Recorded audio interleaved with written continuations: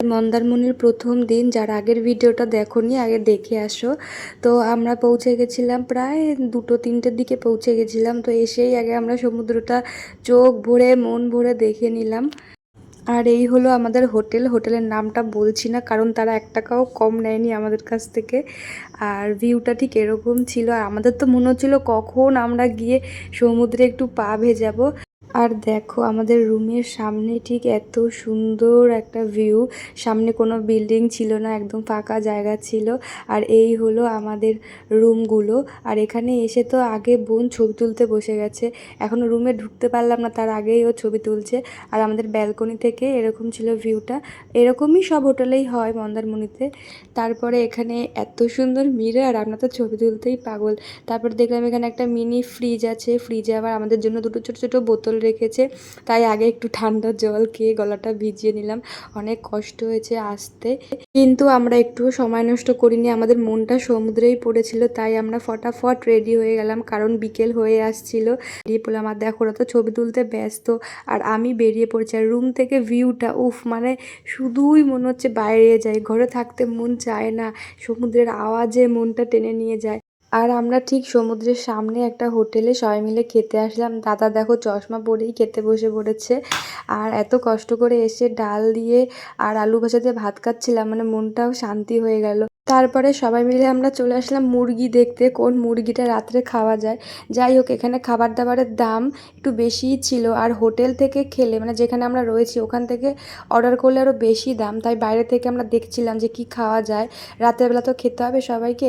তারপরে এই দিকটা চলে আসলাম, এখান থেকে তো নামা যাবে না, জল পুরো ভরে গেছে।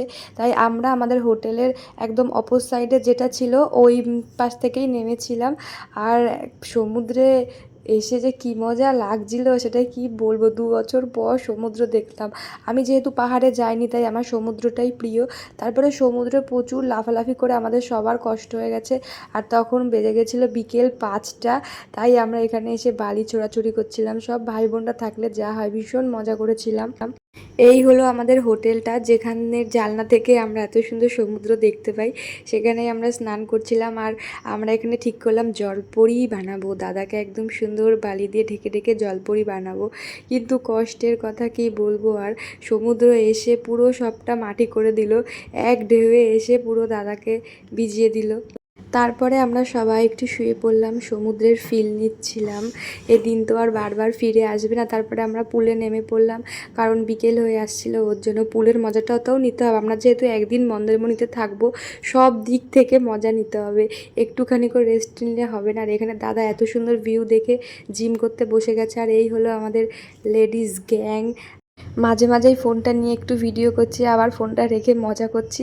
এইসব করতে করতে দেখো একদম অন্ধকার হয়ে এসেছে, প্রচুর মেঘ করেছিল, আর প্রচুর বৃষ্টি হয়েছে, যেটা আমি ভিডিওতে নিতে পারিনি, কারণ আমার ফোন তো আর ওয়াটারপ্রুফ না। মানে সে যে কী দারুণ লাগছিল, একদম তো সমুদ্রের সামনেই, আর মেঘলা দিন, আর সমুদ্রে বৃষ্টি দেখাটাও একটা ভাগ্যের ব্যাপার, যেটা প্রথমবার দেখতে পেলাম।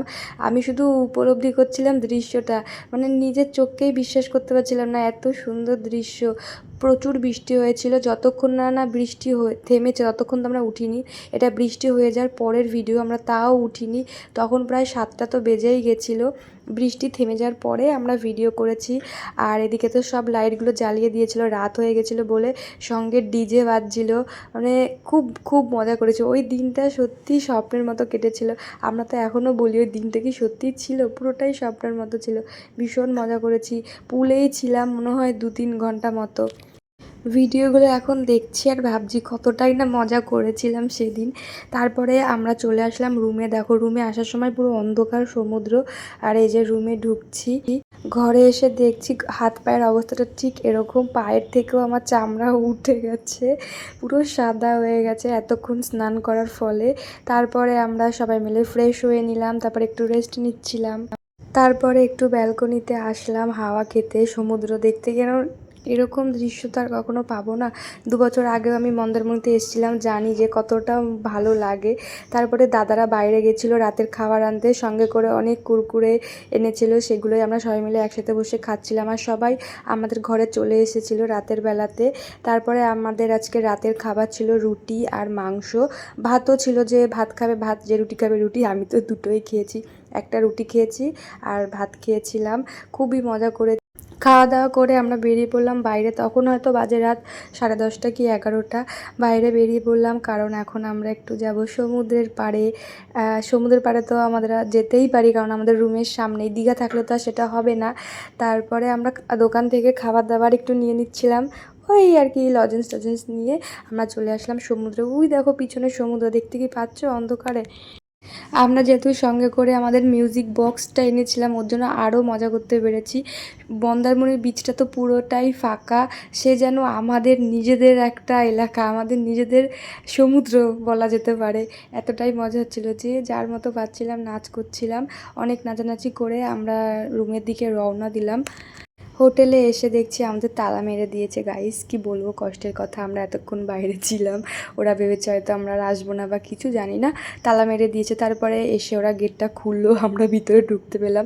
প্রথমে তো ভয় পেয়ে গেছিলাম, কি হলো আমাদের তালা মেরে দিল কেন, আমাদেরকে ঢুকতে দেবে না। তারপরে ঘরে এসে তো অনেক রিলস শ্যুট করে ফেললাম, যেগুলো তোমরা দেখেই ফেলেছো আশা করছি। তারপরে চুল টুল বেঁধে নিলাম ঘুমিয়ে পড়বো বলে। তো আজকের দিনটা ঠিক এরকমভাবেই আমরা কাটিয়েছিলাম। টাটা, নেক্সট ভিডিও খুব তাড়াতাড়ি আসছে।